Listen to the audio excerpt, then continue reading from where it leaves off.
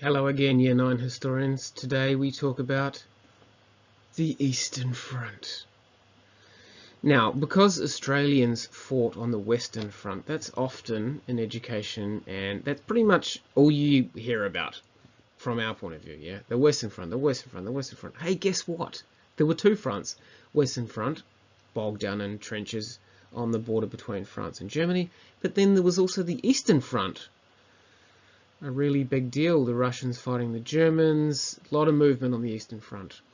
We're calling this collapse and revolution because essentially what happens is towards the end of World War One, Russia has a communist revolution, communists take over the government, it completely changes its form of government and it withdraws from the war.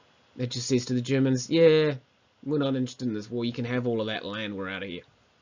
So there you go, Eastern Front. Let's do it. Learning goals for today. You're going to know why Russia had a revolution and left World War One, and you're going to be able to determine cause and effect. Right, Tsarist Russia collapses. Let's just analyze this word Tsarist here for a second, will we? Tsar is a Russian word that means leader, and it comes from Caesar, who was the leader of ancient Rome for a time before he got stabbed, before he got assassinated, yeah?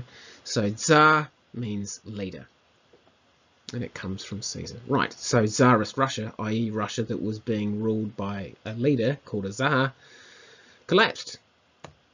So Russian soldiers were just peasants forced to fight, yeah? The Russian military, they had heaps of people, but most of those soldiers did not have a lot of gear. Some were so poor they had no boots and no guns. I kid you not. It's like, yo, go to the front and fight the Germans. We don't have any guns. Oh, that's fine. Just wait for the people in front of you to die and then take their guns. That actually happened. Yeah, not cool. The Russians supported the war at first, yeah? At the start of World War One, everyone thought it was going to end really quickly. Everyone was like, yeah, woohoo, war. We're going to show that we're so much better than all the other countries. I mean, the French were wearing bright red pants at this point. Then as the war dragged on and they suffered big losses against Germany in 1914, 1915, that support dried up big time. Russian people began to be against the war. The Russian Tsar, Nicholas II, became very unpopular because of that, because he was the one saying, yeah, we're going to be in this war. Random photo of Russian peasants during World War One. So as you can see, they're not a wealthy bunch, but they do have amazing hats.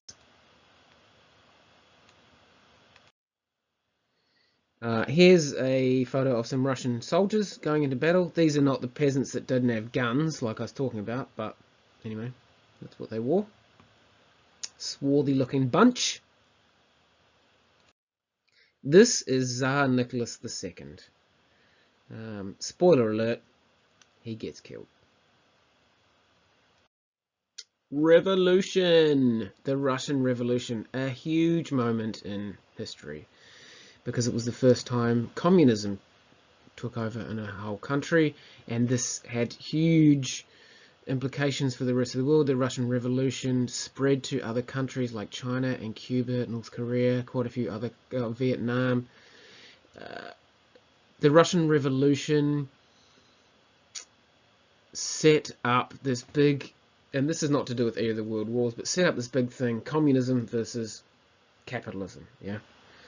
And the Cold War. After the end of World War II, from about 1945 to about 1989, you had this big thing called the Cold War. It was called the Cold War because it was not a hot war, because there was no actual shooting between the Americans and the Russians. But essentially this Cold War was between the head of the communist countries, Russia, or USSR as it was known at that time, and the USA on the side of the capitalists. But anyway, that's just some background information. Let's just talk about the Russian Revolution that happened during the middle of World War One. So, revolutions are tricky, okay? So there was a couple of revolutions in the same year. The first revolution in March 1917 was because workers were striking and soldiers ignored their commanders when told to shoot them. Right, remember that the peasants were very unhappy with Tsar Nicholas II, and they had this protest. Soldiers wouldn't shoot them. Tsar Nicholas II gave up power. So he said, yeah, all right, you don't want me as leader? Fine, no leader. A group of people who were in the leadership group of Russia at the time made a provisional government. Provisional just means temporary.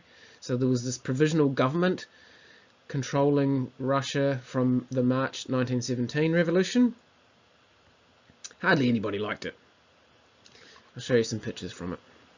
That's not the main bit of the revolution though, right? So in March, the people revolted and the provisional government took over, and then in later on in 1917, the communists took over. So the end result of the revolution was going from the Tsar ruling Russia to the communists ruling Russia.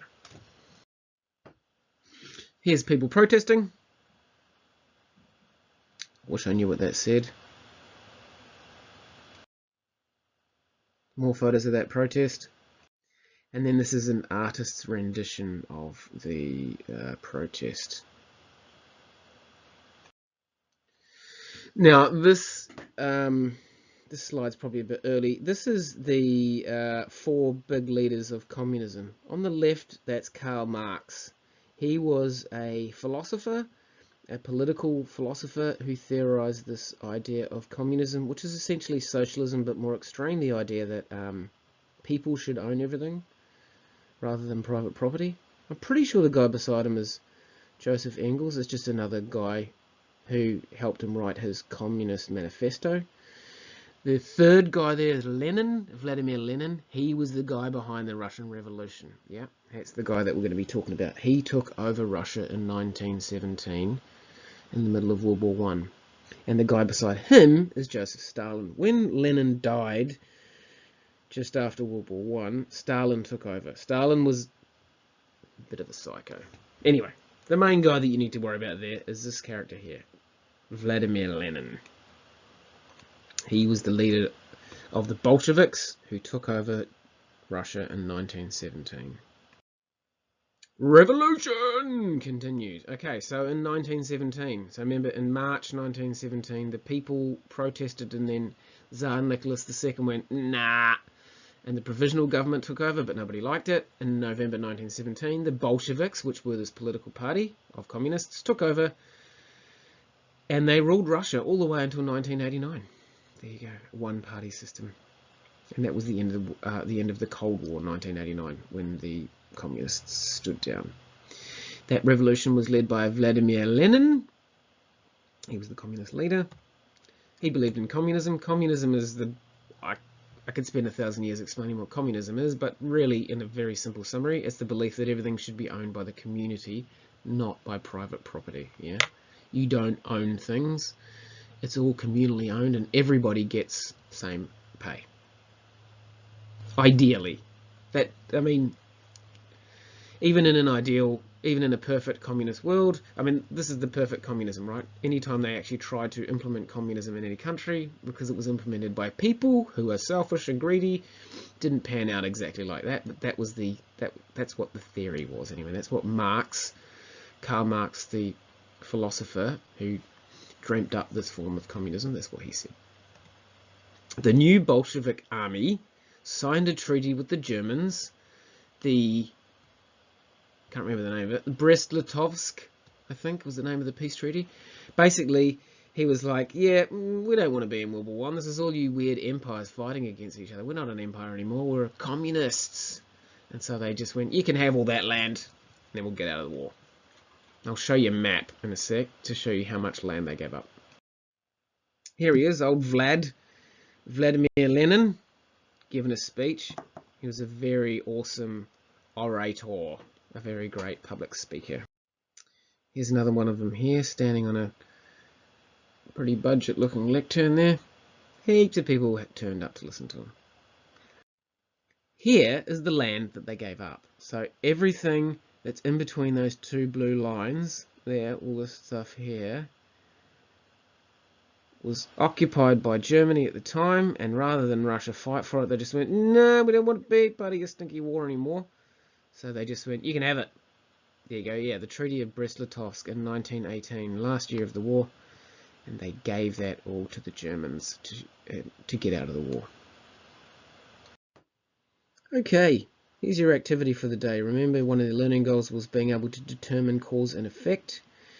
Using the information you've learned in this lesson, or any other way you like, I want you to copy down that table and complete it, right? So the effect was Tsar Nicholas II became unpopular. What caused that? The cause was soldiers wouldn't shoot protesters in March when they were told to. What was the effect of that? Bolsheviks took power in 1917. What was the effect of that? Russia left World War I. What caused that? Ooh. Get into that one. Right, love Khan Academy. This is the Khan Academy video about World War I, the Eastern Front. Check it out. In early August 1914, we know that Germany declares war on Russia, just as Russia is mobilizing troops to get into a war with the Austro-Hungarian Empire, because the Austro-Hungarians have declared war on Serbia, and the Russians apparently, or ostensibly, or used protection of Serbia as a pretext for getting into war with the Austrians. The Germans have an alliance with the Austrians, so they feel the need to fight the Russians, and then because the Russians have an alliance with the French, to fight the French as well. The first actual combat on the Eastern Front actually happens with Russia on the offensive. And you actually have two Russian armies, the Russian First Army and the Russian Second Army, attacking the Germans up here in Eastern Prussia. And they were going against one German army, the German Eighth Army. And in theory, it should have been a rout of the German Eighth Army. They had them outnumbered. You had two Russian armies coming from different directions. But because of really bad coordination, and one could even argue bad leadership and other tactical problems, it was actually a rout the other way. So the war, World War I on the Eastern Front, starts very badly for the Russians. You actually have a huge rout of them at the Battle of Tannenberg. And Tannenberg's interesting because it actually did not even happen in Tannenberg. Tannenberg is right around here. It wasn't far from the point of the battle, but there was other cities that would have been the battle could have been named for. But since the Germans won the battle, they named it Tannenberg because there was an ancient battle in medieval times in the 1400s where some Slavic peoples were able to rout German Teutonic knights. We were talking about medieval battles with knights. And in order to redeem that, they labeled this other war, where it was Germans against Slavic people. They said, oh, this is our second battle for Tannenberg. So it helped bring out more, I guess, German patriotism. But this was a major rout for the Russians.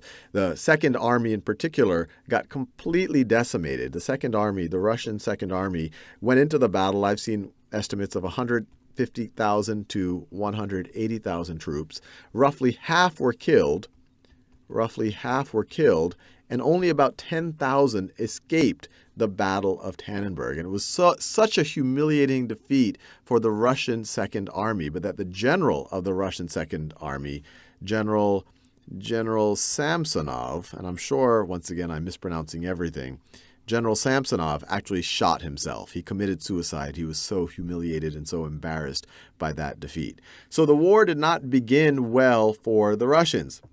But by the end of 1914, they were able to, get back into gear, and they stayed on the offensive, and they did have some victories up here in Galicia, which at the time was part of northeastern Hungary. And so they were actually able to capture a good bit of territory right over here. Now, as we enter into 1915, and we've already covered this on the videos on the Western Front, we know that the Western Front was entering into a stalemate. The Schlieffen Plan did not happen as quickly as possible, but the defenders had a huge advantage. So that gave the Germans an opportunity to bring some troops back to the Eastern Front. They also got better at coordinating with the Austro-Hungarians. And so you have 1915, you have the Central Powers go back on the offensive.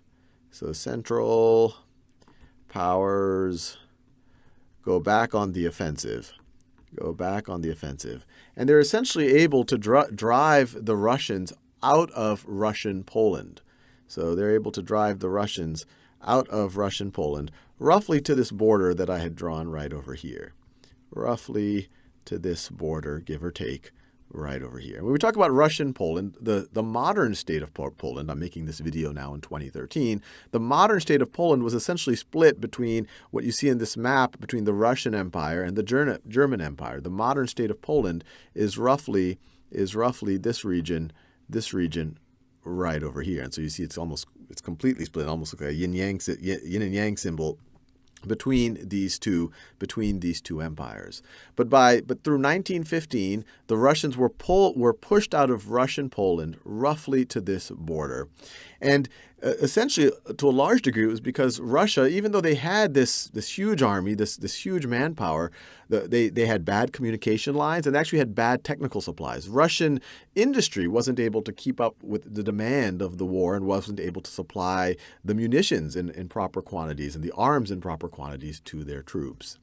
As you enter into 1916, the Russians once again were able to get their footing back. As you can see, it's starting to become a little bit of a back and forth. So Russian industry, I guess you could say, picks back up in 1916. And it essentially puts the Russians more on the offensive. They were driven out of Russian Poland, but now by 1916, they're able to keep the Central Powers a little bit more on the defensive. But the boundaries of the front roughly stay in line with this line right over here. And by the end of 1916, you actually have the Romanians joining on the side of the Triple Entente, on the sides of the Russians, in order to fight the Central Powers as well.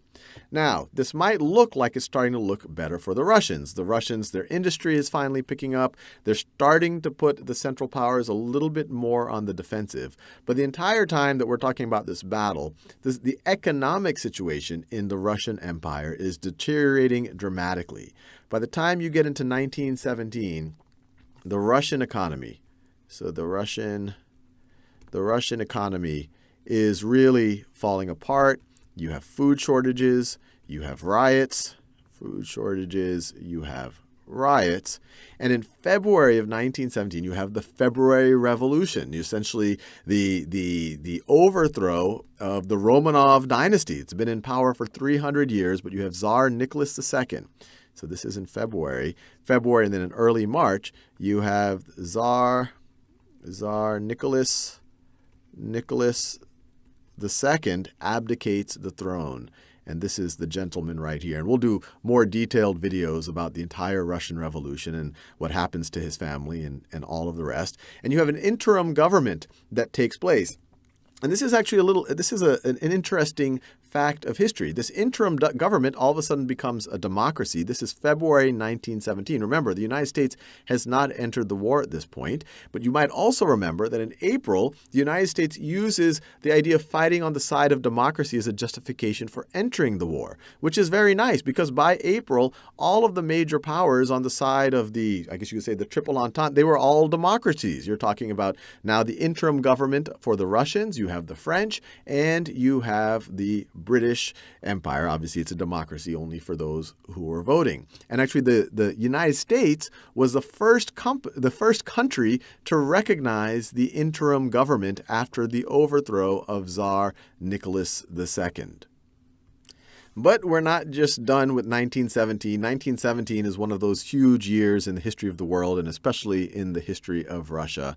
The situation continues to deteriorate, and it starts to deteriorate as well for the army. The morale and the troops break down. You start having the Bolsheviks start to kind of create unrest.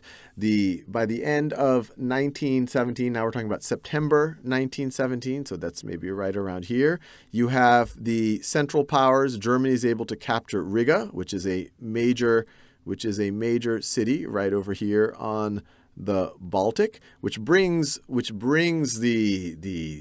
Central Powers very, very close to the Russian capital. It contributes to the ongoing unrest that's going on. And so in November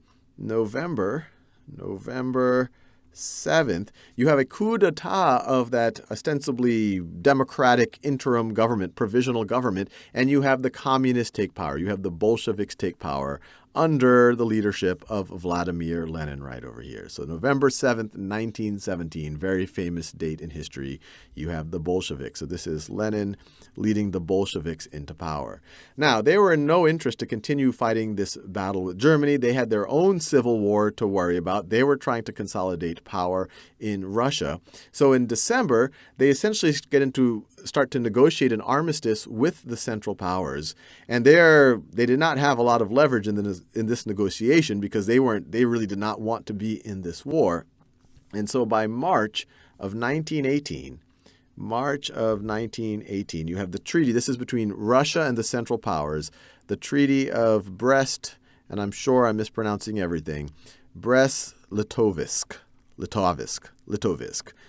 The Treaty of Brest-Litovsk, in which the Russians, because they were so desperate, the Bolsheviks were so desperate in order to get to kind of focus on the internal civil war that had emerged in Russia in order to consolidate power, they gave over a huge amount of territory to the Central Powers. And essentially, a large part of European Russia that is not predominantly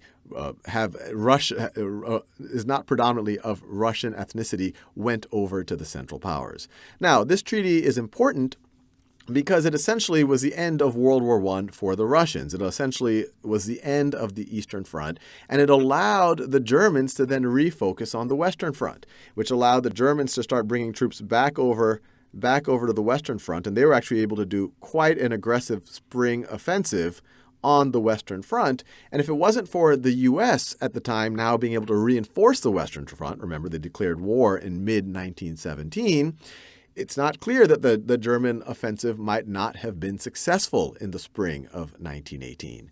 So the importance of Brest-Litovsk is it was the end of the Eastern Front. It allowed the Germans to do an offensive on the Western Front, and it was a very strong offensive, but with the help of the Americans, it was not a successful one. But the actual territorial gains for the Central Power of Brest-Litovsk, I'm sure I'm mispronouncing it, were not that significant because in November 1918, and here I'm probably falling off my timeline a little bit, but right over here in November 1918, this is 1919, right over here, you have the Central Powers essentially saying, oh my God, we're not going to be able to win this war. And you have essentially what was for a long time known as Armistice Day, the 11th day of the 11th month, or the 11th hour of the 11th month or the 11th hour of the 11th day of the 11th month. You have an armistice, and you have the end of World War I with the Allies winning. And so the Allies got to say what happened to this territory right over here.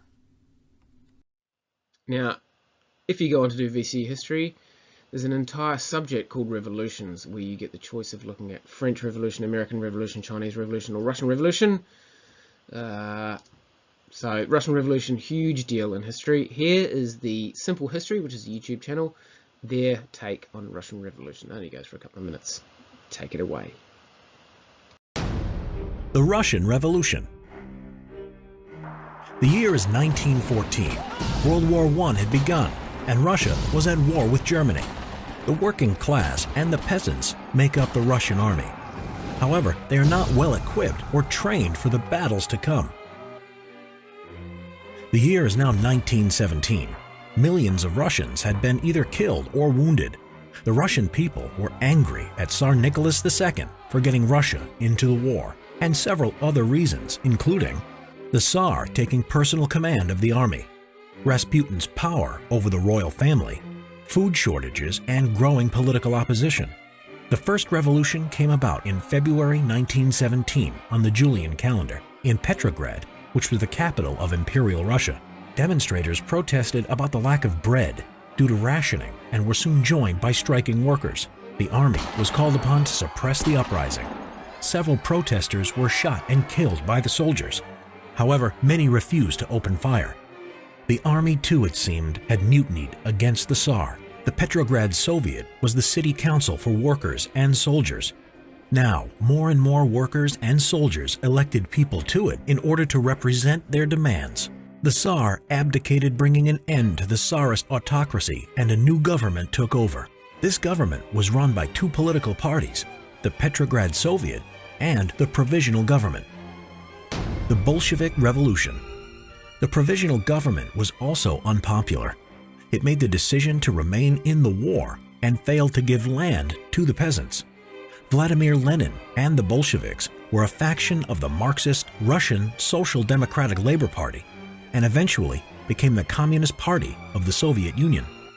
He had a simple slogan which would appeal to the people and the Petrograd Soviet: peace, bread, and land, peace, the end of Russia's involvement in World War I, bread, solving food shortages, and land, which would go to the peasants.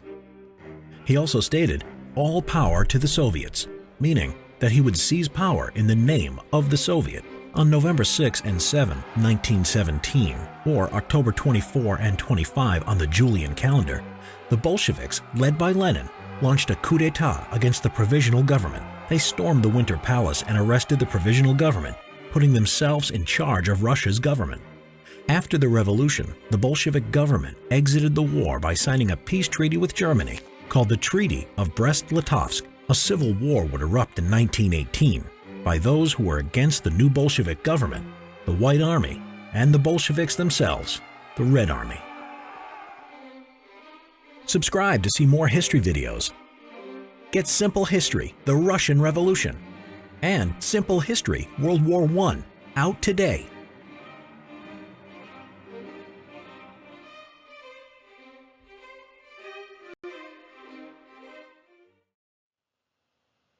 A simple reflection activity for you. I want you to do a 3-2-1 on the Eastern Front and the Russian Revolution, right? So the 3-2-1 is what are 3 facts you learned, 2 questions you still have, and 1 opinion that you now have. Yep. So complete that table with the topic being the Eastern Front and the Russian Revolution. Yay! Homework! Answer these questions in your exercise book, including the question in the answer. 1. What is communism? 2. Why did the Russian people revolt in March 1917? 3. What is a Tsar? Wicked. Now, for those of you who are keen as beans, here's a little bit of bonus homework for you. Read chapter 8.12 from your Jacaranda History Alive 9 textbook. And watch this. It's the Crash Course European History take on the Russian Revolution. Crash Course, love Crash Course. The guy talks a bit quick, but for those of you who want to check out the Russian Revolution in a bit more detail, this video only goes for about 10 minutes. Thank you so much for engaging in today's lesson, and as I always say, keep it real.